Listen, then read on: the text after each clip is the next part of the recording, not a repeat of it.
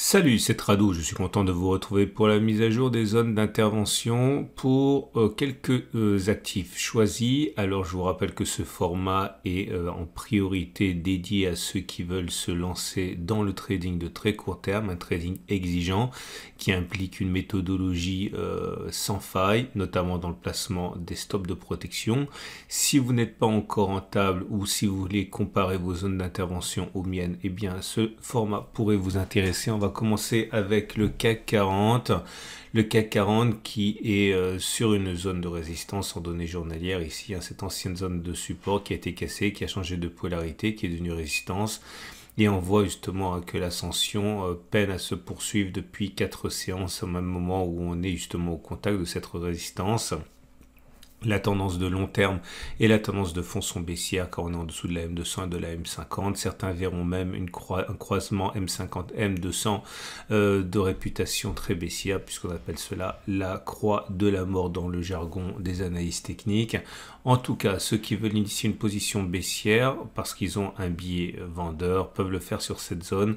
Ils mettront généralement un stop de protection au-dessus de cette zone orange, notamment c'est dans de l'ATR. Alors je vais vous montrer comment on peut procéder une fois et ça sera toujours la même méthode qui sera appliquée.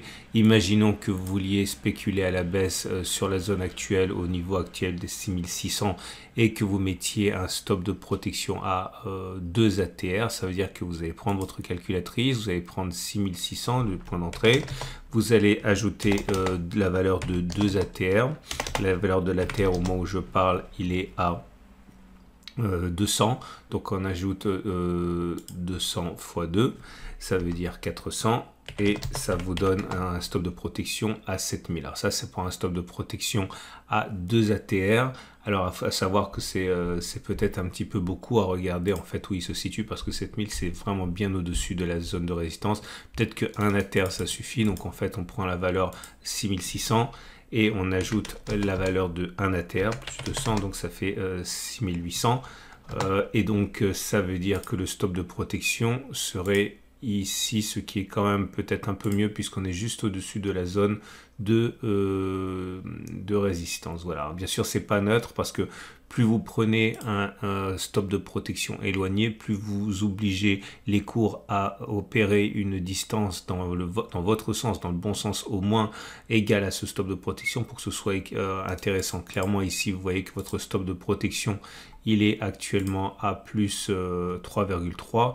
Donc, ça veut dire que pour que le trade soit rentable en ayant un taux de réussite de 1 chance sur 2, c'est-à-dire en considérant qu'on a raison une fois sur 2, eh bien, il faut un objectif au moins à 3,3. Ça veut dire aller chercher 6360 pour que le trade soit rentable sur le long terme.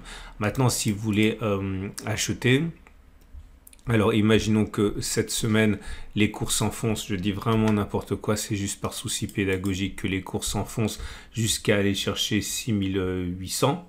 Ok, encore une fois, c'est un exemple, hein, rien de plus. 6800, on va prendre quelque chose d'un peu plus réaliste, hein, les précédentes clôtures, donc à 5900, et que vous vouliez mettre un stop de protection à un ATR dans le sens de l'achat, donc vous prendrez 5200 si on y va, et vous enlevez la valeur d'un ATR. Au moment où on sera sur ce point-là, il faudra regarder la valeur de l'ATR. Imaginons que ce soit 200 encore une fois, donc vous enlevez 200. Ça veut dire que votre stop de protection, il sera à 5700. 5700, ça veut dire que votre stop de protection sera ici. Ok, et là pareil, hein, vous pouvez prendre un ATR, vous pouvez prendre 2 ATR, vous pouvez prendre 3 ATR, vous pouvez prendre tout ce que vous voulez. La seule règle, c'est il faudrait que ce soit en dessous d'un support ou au-dessus d'une résistance selon le sens du trade. Et 2, eh bien encore une fois, plus le trade il est éloigné, plus le stop de protection est éloigné, plus vous avez un objectif de gain qui doit être ambitieux pour que le jeu envahisse la chandelle. Voilà.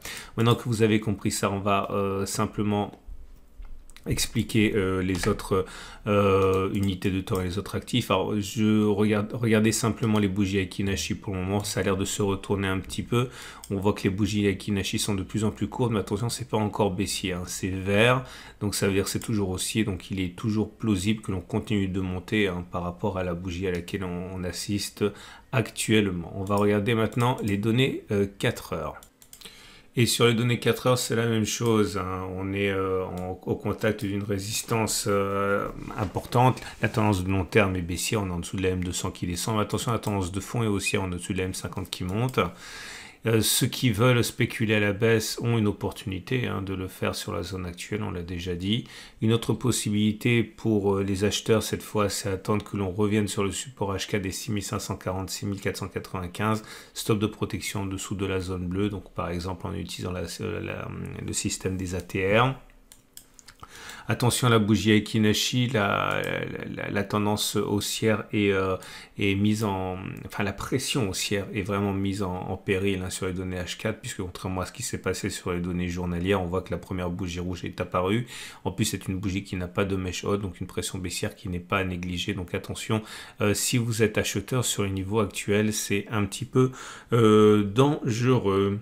Et on passe au DAX 40, dans une tendance de long terme baissière et tendance de fond baissière. On s'approche d'une résistance, ici petite résistance à 14 680.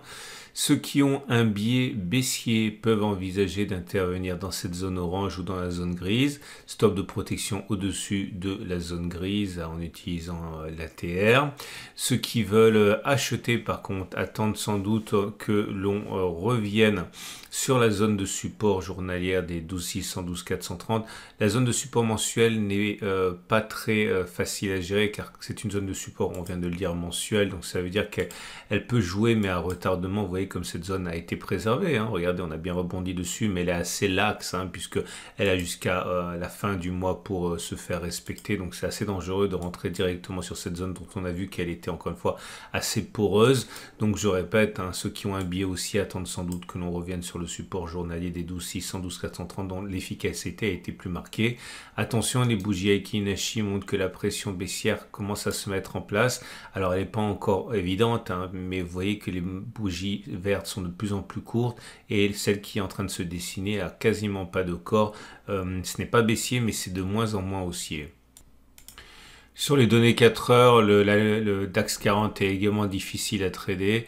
On n'a pas de zones significativement différentes, bien au contraire. Je pense que la résistance journalière des 14 680 et la résistance hebdomadaire des 14 800 sont vraiment celles à prendre en considération. On est toujours en tendance baissière avec des cours en dessous de la M200 qui descend pour long terme.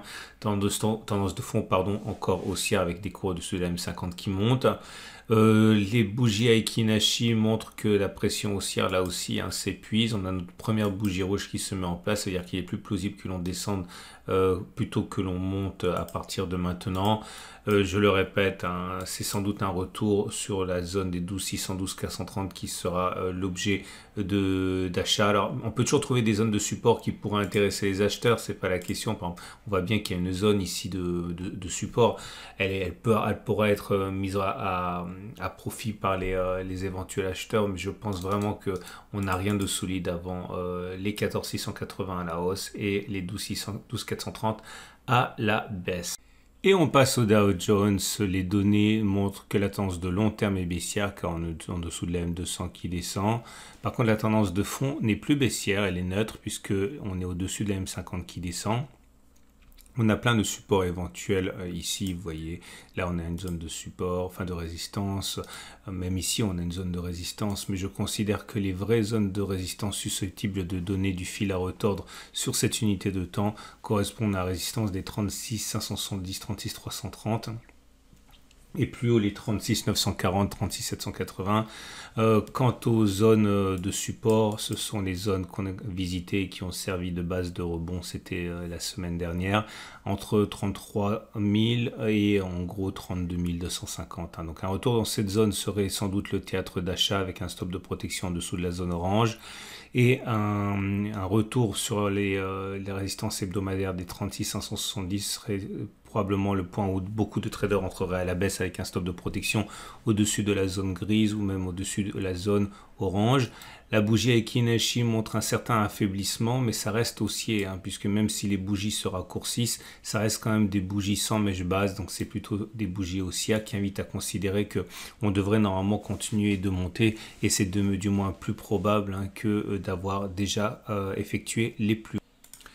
Les données 4 heures sont intéressantes pour constater qu'on est en tendance de fond qui est haussière, car on est au-dessus de la M50 qui monte. La tendance de long terme est elle-même haussière, puisqu'on est au-dessus de la M200. Ça le sera encore plus lorsque la M200 montera. On a une zone de support ici, cette zone de congestion à 34 500, 34 210. Et une zone de résistance à 34 813, 34 790. Ceux qui ont un biais aussi attendent sans doute que l'on revienne sur cette zone pour acheter. Stop de protection en dessous de la zone bleue. Autre solution pour l'achat, attendre que l'on clôture au-dessus des 34 813 environ. Stop de protection en cas de retour en dessous de la zone bleue. Ceux qui veulent spéculer à la baisse doivent se méfier puisque la tendance est haussière. Mais en tout cas, il y aura toujours des traders baissiers qui tenteront leur chance sur cette zone de résistance HK des 34 813, 34 790. Attention néanmoins, puisque c'est une résistance certes, mais sur la même unité de temps où la tendance est haussière, donc elle risque d'être malmenée cette résistance. Les bougies Aiki-Nashi montrent que la pression haussière s'affaiblit, puisque vous voyez que le raccourcissement des bougies vertes, la bougie en cours est même dépourvue de corps, ce qui montre bien la pression baissière qui commence doucement à faire son entrée et qui milite pour un retour sur la zone des 34 500, 34 210. Et on passe au Nasdaq. Si vous êtes intéressé par le Nasdaq en données journalières, vous devez savoir que la tendance de long terme est baissière, que la tendance de fond est neutre, car on est au-dessus de la M50 qui descend.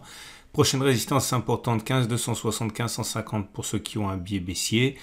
Prochain support important, la zone des 13 412 930 pour ceux qui ont un biais haussier. Entre les deux, je vois bien des supports et des résistances, mais ils me semblent plus fragiles que ceux que je viens d'évoquer. Bougie Aiki-Nashi. Alors par contre, une cassure de la résistance journalière pourrait intéresser ceux qui veulent acheter avec un stop de protection en dessous de la zone orange. Et inversement, ceux qui veulent spéculer à la baisse seront inspirés, s'ils le désirent, de spéculer à la baisse dans la résistance journalière avec un stop de protection au-dessus de la zone, toujours avec la possibilité d'utiliser la méthode des ATR. Regardez les bougies Aiki-Nashi, bon ça reste haussier, mais là aussi un phénomène de raccourcissement des bougies montre que la pression haussière se limite un petit peu. En tout cas, ce qui est certain, c'est qu'il est quand même plus plausible de continuer de monter que d'avoir fait les plus hauts à partir des niveaux actuels. Et on constate que sur les données H4, la tendance de long terme est neutre et la tendance de fond est haussière également. On a construit une résistance à 14 445 environ, prochain support 14 334, autre support 14 130, 13 975. Ceux qui ont un biais aussi attendent que l'on clôture au-dessus de la zone des 14 445 ou alors que l'on revienne sur le support H4 des 14 334, 14 285. On y est prêt, stop de protection en dessous de ces zones bleues.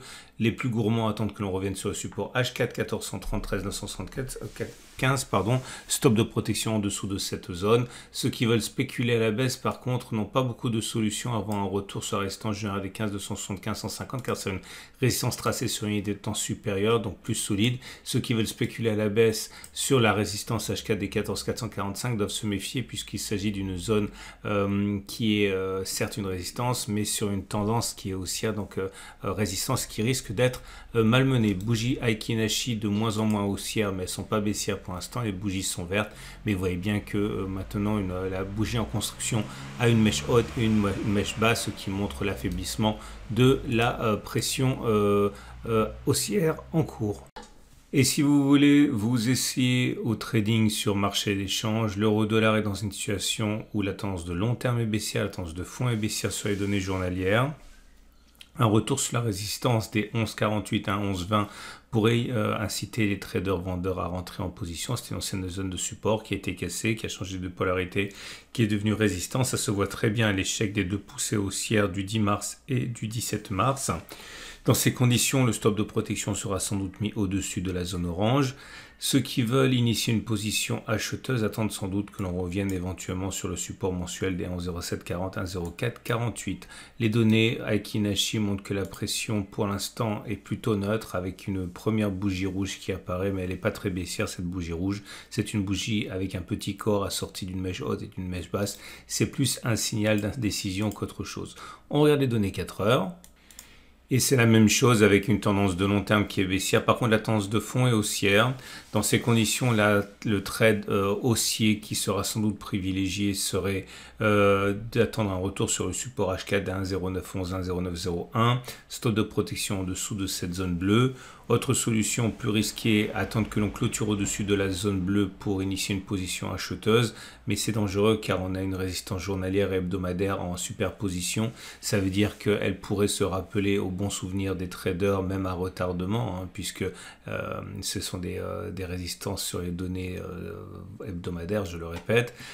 Ceux qui veulent spéculer à la baisse, par contre, peuvent le faire sur cette zone orange, à mon avis. Stop de protection au-dessus de la zone. Bougie Aiki-Nashi, pour le moment, plutôt indécise, avec une succession de bougies rouges et vertes, avec mèche haute et mèche basse. Bref, on ne peut pas savoir ce qu'il est plus plausible qu'il se produise à partir d'une telle pression aussi équilibrée.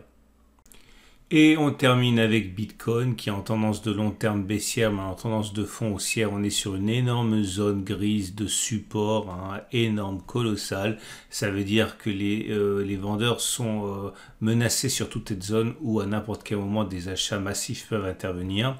Autre solution, car le positionnement du stop de protection est difficile forcément quand on a une zone de support aussi élevée, attendre que l'on casse la résistance des 45 820, 44 640, stop de protection en cas de retour en dessous de la zone orange, notamment en utilisant la méthode des ATR.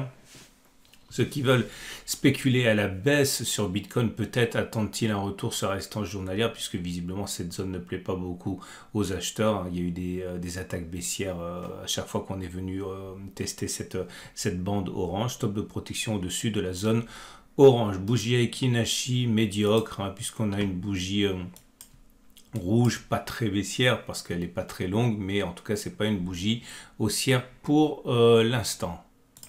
Et on termine ce tour d'horizon avec les données 4 heures. On voit que la tendance de long terme est plutôt neutre avec une M200 qui est plate. On est certes au-dessus de la M50, donc la tendance de fond est haussière, mais c'est pas très clair encore pour l'instant. On retiendra surtout que les haussiers peuvent intervenir dans la zone actuelle, mais que la zone d'achat est tellement large que peut-être vaut-il mieux attendre un retour sur le support éventuel, un potentiel des 37 620, 37 060. C'est une zone de support H4 et au moins le stop de protection est facile à mettre en dessous de la zone bleue. Autre solution, une cassure de la zone orange, une clôture au-dessus de la zone orange.